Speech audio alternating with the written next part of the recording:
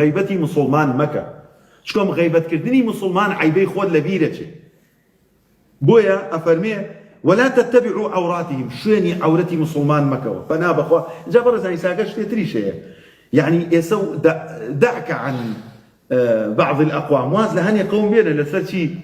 لەسەر شتێک خەڵک عیبدارەکە، بەر من لەسەر ناموس، زۆر جا خەڵک ئەڵێ ناموسی وایە، ژنی وایە، مناڵی وایە، ئیش و کاری وایە. ئێستا خەڵک لەسەر دین خەڵک تاوانبارەکە.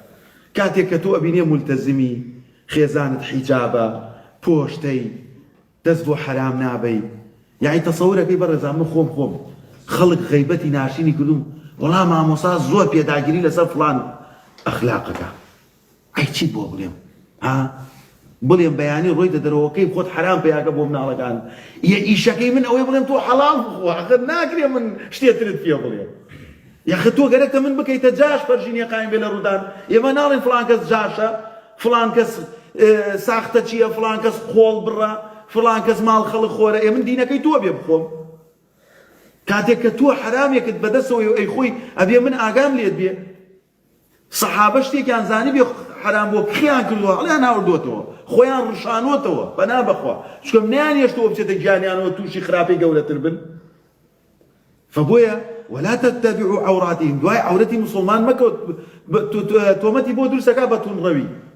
توونڕەوی چییە لای تۆ؟ توونڕەوی ئەوەیە کە خێزانەکانمان نیقاب بن، حیجاب و عەبا بن. ها؟ توونڕەوی ئەوەیە لای تو خێزان من نەچێتە ساڵۆن، ناڵم چێتە ساڵۆن تا ڕۆژ قیامەت. ژن منەوە پێویستی بە ساڵۆن یەکەی کێشەی تووە. تو خۆت ئەینێری، من لە جاتیەوەی من ڕێ لە توو بگرم ئیشوانەکەی تۆ گەرەکتە من تاوانبارکەی خە تاوانبارە بی برام. یان وەڵڵا ئێوە دینتان قورس کردەوە، وەڵڵا دینداری خۆی قورسەکانە.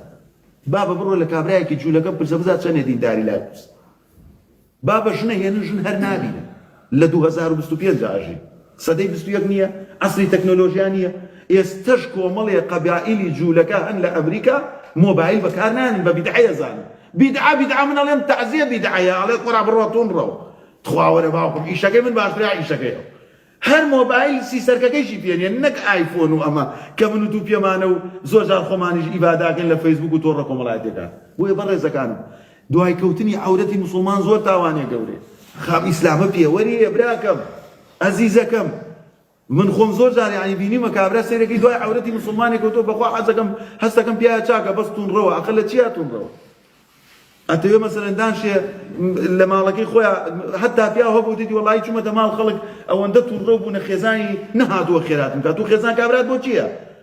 میوەی جوانت بۆ هاتە، پرتەقاڵت خواردە، شەربەتت خواردە، چای گەرمت خواردە، فستقت خواردە. گەرەک دەژن کابرا ببینی ئەمە میان ڕەویە قڕم ساغدوو لە ڕووی مەجلیسەکە و جەنابتان و مزگەوتەکە. ئەخە ئینسانە بێ بزانێ لە بجاتی ئەوەی بڵێ جەزاه الله خێرن ماڵێکی ئەوە نەبێدن مەجلیسێکی پیاوانە ئافرەت ناهاتە ناومانەوە سەر شۆڕکەین. کورە برام ڕەحمەتی خواتان لێبێ. ئەفەرمێ فاتیمەی خێزانی عەلی ڕەزای خوا لە خۆی و پیاوەکەی بێ، ئەفەرمێ ئەترسم بمرم کاتی ئەم خەنە سەر تابوت. طبعا عەرەب عادەتی چییە؟ تابوت هی عەرەب کە ئەیخەنە سەری نەتامینە لە جەزیرەی عەرەبی وەکو خۆمان ئەم لاولای نییە، هەرگیانی دیارە. ئەفەرمێ هەتا وەفاتی کرد ڕەزای خوا لە فاتیمە بێ، کەس نێزانی قەڵەوە یا زەعیفە. یعنی ئێمە ئەگەر دوای عورەتی خەڵک بکەوی باسی ناموسی بکەی کە عیبداریشە ئێمە پێمان جایز نییە.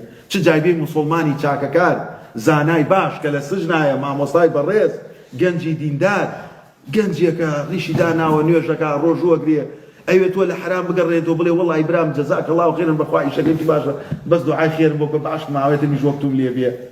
یەکسەر مەڕۆ کورە هەر نایەم بۆ مزگەوتە سێ چوار کەسی لیە تاویان لێم داوە جگەرە مەکێشە. جگەرە بۆ خۆت خراوە کاکە، پاکەتەکە بۆ لە گیرفان توە تۆ زەرەری لێکەی براکە، تۆ ئەکوژێ دوو ڕۆژتر چوی فاسێکت گروتی تووشی سەرەتان ئەو کاتاڵێ ئای خۆزگا لە جیاتی ئەم دووکەڵە شەربەت مێوژم بخواردایە، شەربەت پرتەقاڵم بخواردایە ناڵێی.